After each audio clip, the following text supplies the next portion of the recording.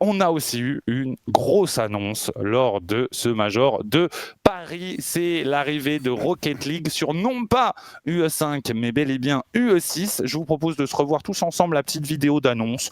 On va la voir sans le son, hein, juste on l'a fait passer à côté. De toute façon, il n'y a pas grand-chose dans le son, à part Stax qui parle au début.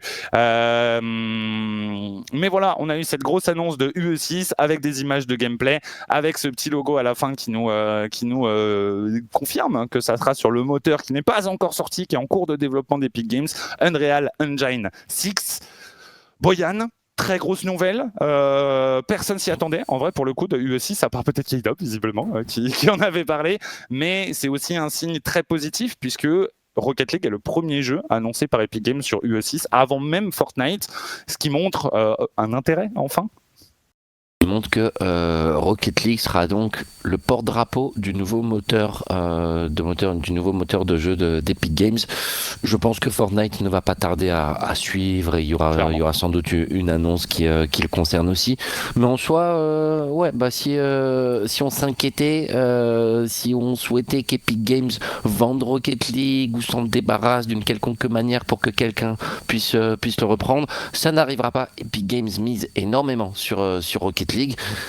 Et pas seulement sur le jeu, pas seulement sur cette nouvelle mouture sur Unreal Engine 6, mais aussi sur l'eSport Rocket League, avec des choses qui commencent à se dire, des choses qui ont été à peu près révélées par l'équipe de Psyonix. Donc j'en parle après, je pense, dans quelques instants. Ouais, j'en parle après de l'interview. Une vraie application, finish, ça fait plaisir, des devs de Rocket League qui rentrent vraiment dedans. Quelques directions, en tout cas, pour le jeu, quelques images in-game, même s'il n'y en a pas beaucoup. On aurait pu vouloir une meilleure annonce, hein, qui n'est pas forcément la vidéo la plus longue et la plus épique qui soit, mais au moins on a quelque chose.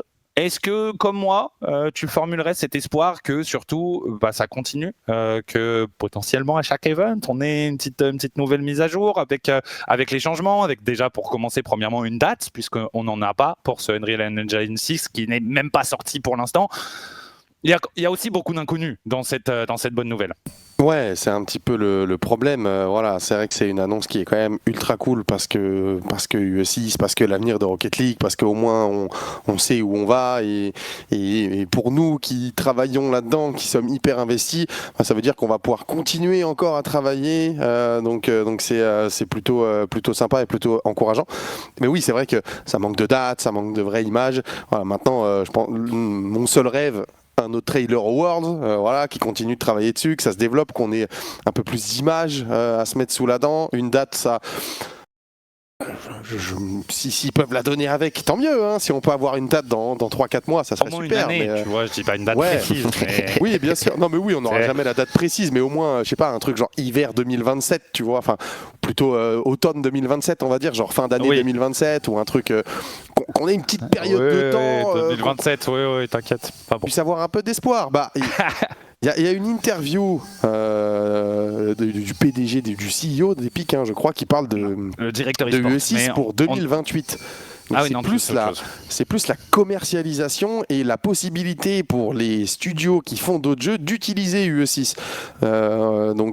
Logiquement, Rocket League, Fortnite, Fall Guys, voilà, les jeux Epic Games devraient en profiter avant, donc sortir un peu avant. Donc, on peut peut-être avoir d'espoir de se dire fin 2027, début 2028. Tu vois, c'est loin encore. On est à peine à la moitié de 2026. On parle vraiment de quelque chose de relativement loin, mais les motifs d'espoir sont là. Et on a tellement attendu qu'il y ait un petit peu à manger, un tout petit peu, des petites miettes. Voilà. Et là, en ce moment, il faut le dire, le jeu communique bien, on a eu un beau major, il y a des nouvelles mises à jour, il y a des trucs cool qui arrivent, c'est trop bien. Il y a aussi, on va pouvoir choisir où on réapparaît, magnifique. Voilà, toutes les dernières mises à jour sont bien. Oh là là. C'est fou. On a tous perdu 15 de tension sur ces 6 derniers mois. C'est pas mal. Ça fait plaisir. Après l'annonce des licenciements, je ne sais plus combien de centaines, un millier même, si je dis pas de bêtises, employés qui avaient été licenciés d'Epic Games, je vous avoue que je n'étais pas rassuré. Même si on partait dans la bonne direction, je me suis dit, ça va quand même pas être facile d'avancer. peut-être que ça ne nous impacte pas tant que ça, peut-être qu'ils ont gardé des gens très compétents, je ne sais pas exactement comment ça se passe. En tout cas, les choses se passent et se passent plutôt bien pour l'instant, effectivement. Boyan, tu l'évoquais tout à l'heure, on a aussi eu un article de l'équipe qui a été écrit par Paul Arrivé et Corentin Parbeau, les deux personnes qui traitent de l'e-sport généralement à l'équipe, c'est ceux qu'on voit le plus en tout cas, qui interviewent le directeur, le CEO e-sport de Epic Games, donc le directeur de la partie e-sport de Epic Games. Il nous a fait pas mal de réponses. En vrai, quasiment tous les sujets sont abordés, tous les sujets qui pourraient être considérés comme un peu touchy. Donc ça parle, c'est très rare, il faut savoir, d'avoir quelqu'un d'Epic Games qui répond à des interviews. Tu l'as lu cet article, Bobo ? Je l'ai lu, effectivement. Pour Qu'est-ce le que t'en as pensé ? Ouais, c'est bien. Effectivement, c'est quelque chose qui est complètement nouveau de la part d'Epic Games, de partager un petit peu sa politique, de reconnaître également ses manquements par le passé. Il faut savoir que Clifford, c'est quelqu'un qui était chez Psyonix avant le rachat d'Epic Games, avant la fusion en tout cas, et qui fait vraiment partie des OG. Il ne bossait pas sur Fortnite. Son truc, c'est vraiment Rocket League, et c'est un des soutiens de Rocket Baguette. Il faut savoir. Ouais, c'est quelqu'un qui, dans des périodes difficiles, a su intervenir en notre faveur pour nous permettre d'être toujours là. Et voilà, quelqu'un avec qui forcément on a une excellente relation. C'est grâce à lui, notamment, que Rocket Baguette a eu sa bannière in-game. Bah ouais, Uncle Cliffy, pour résumer, il nous dit que Epic Games a fait des erreurs en se concentrant un petit peu trop sur les joueurs et en omettant un petit peu le rôle des clubs dans l'écosystème e-sportif, leur impact pour driver de l'audience, pour engager les fans. Et le premier truc qui ressort assez fortement, je trouve, c'est cette volonté de vraiment aider les clubs. Alors, oui, il a joint la parole aux actes, puisque, excusez-moi, je suis vraiment en galère, avec le bundle du Major, effectivement. Et je rends la parole. Effectivement, on va enchaîner sur ça puisque tu as commencé, mais oui, il y a 3 principales directions, j'ai trouvé, qui étaient évoquées. La première, je suis entièrement d'accord avec toi, c'est les clubs.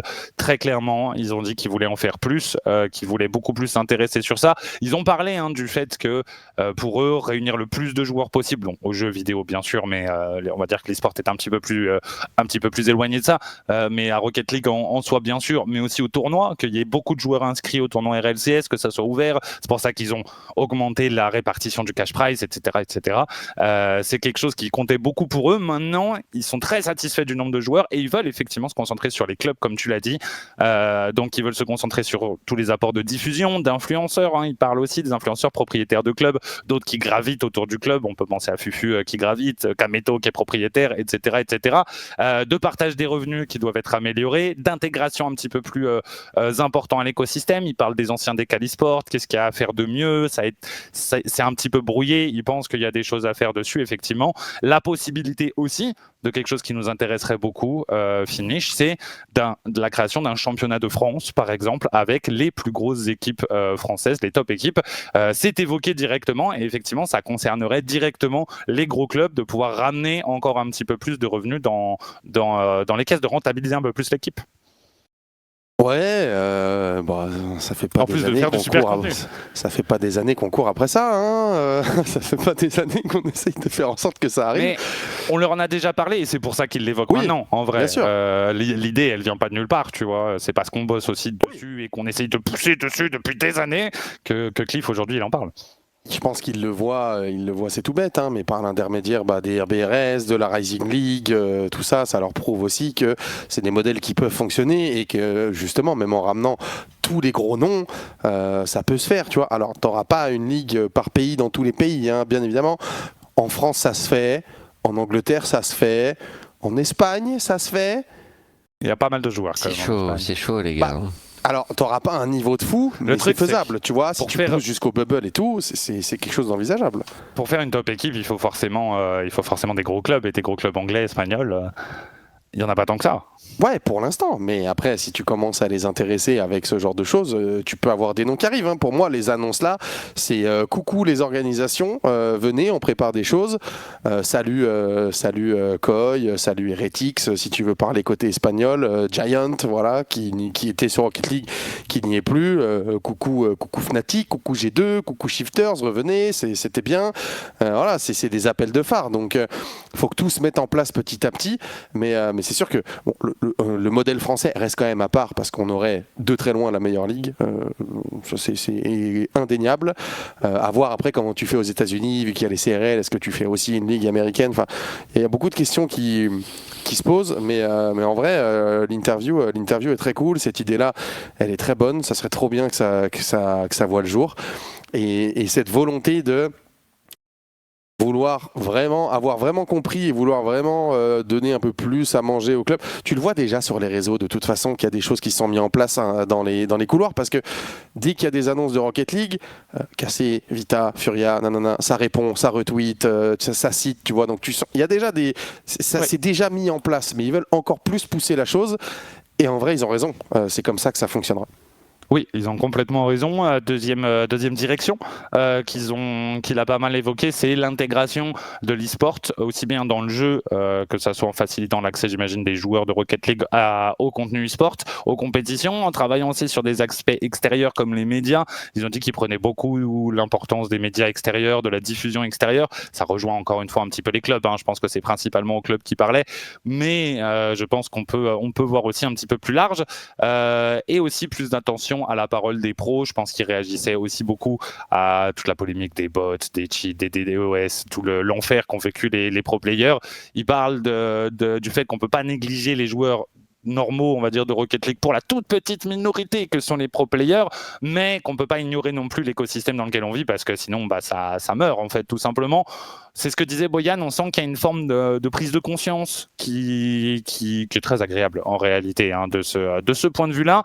Et enfin, il évoque pas mal la direction du jeu. Il parle du fait qu'ils apprécient, au pluriel du côté d'Epic Games, le fait qu'on ait une méta de Rocket League qui n'évolue pas beaucoup, qu'on reste sur un jeu qui est très stable.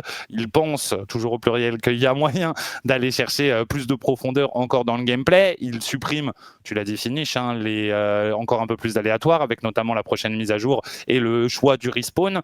Le but, c'est vraiment de conserver Rocket League tel qu'il est, d'essayer de le pousser à fond et d'ensuite voir ce que ça va donner dans la suite. Ce qui, évidemment, est aussi très logique avec un jeu qui veut être porté sur un autre moteur. C'est pas le moment de faire des grands changements sur Rocket League, très clairement. Pour l'instant, il y a d'autres priorités que d'essayer de renouveler le jeu. Et on s'en plaint pas tant que ça, Boyan. En réalité, Rocket League est un jeu qui fonctionne déjà très bien et qui a effectivement encore des choses à montrer. Je pense que le gros challenge de cette transition à un nouveau moteur de jeu, de notre vieillot Unreal Engine 3 à UE5 voire UE6, en fait c'était la difficulté de reproduire le jeu à l'identique. À mon avis, c'est pour ça que ça a pris beaucoup de temps. Vous voyez sur l'annonce RLCS 2025, c'est une annonce qu'on aurait dû voir à Lyon en réalité, et à mon avis, après quelques tests, ils se sont rendus compte que c'était pas encore sûr que ça le fasse vraiment. Là, je pense qu'ils ont trouvé la bonne formule puisque enfin ils ont révélé le projet au monde. Donc la priorité, on n'a pas de 2 sur l'annonce. On attendait tous un Rocket League 2 quand on a le titre en gros. Non, c'est Rocket League qui continue, donc le jeu ne bouge absolument pas. Et c'est plutôt un point positif, bien sûr. Il faudra voir s'ils arrivent à reproduire les conditions de physique un petit peu particulières. Point négatif, s'il y en a un, évidemment, il y a énormément de positifs. La communication d'Epic, aux responsables d'Epic, le trailer sur UE6, c'est que du positif. Mais on aime bien un petit peu d'aigreur de temps en temps, on se régale. Point négatif, je trouve, c'est un peu des réponses bateaux à des questions qu'on attend, mais des fois, ça rentre pas dans le détail. Des fois, ça dit un petit peu ce qu'on a envie d'entendre. J'ai l'impression, et je reste encore, pas sceptique, mais j'attends de voir. Je pense qu'il faut ne pas plonger dans les grands yeux de Cliff, mais il faut attendre un petit peu tranquillement, de regarder ce que Epic Games concrètement va apporter. Des belles paroles, on en a entendu beaucoup. On a envie de concret maintenant, donc c'est pour ça que je dis tout ça, même si évidemment tout ce qui se passe en ce moment, Finish, tu le disais, c'est que du positif. Ouais, tu es Cheese, Boyan, c'est Chronique. Et je suis Justine. Et nous allons nous contenter de ce On qu'on s'en donne. contente. Voilà, et on est très content. Petit à petit. Voilà, ne soyons pas trop gourmands. On a eu un petit peu à manger, c'est bien. On a une petite part du gâteau. On va pas manger le gâteau en entier. Même si on est des gros gourmands, on va en garder pour un petit peu plus tard. C'est bien aussi.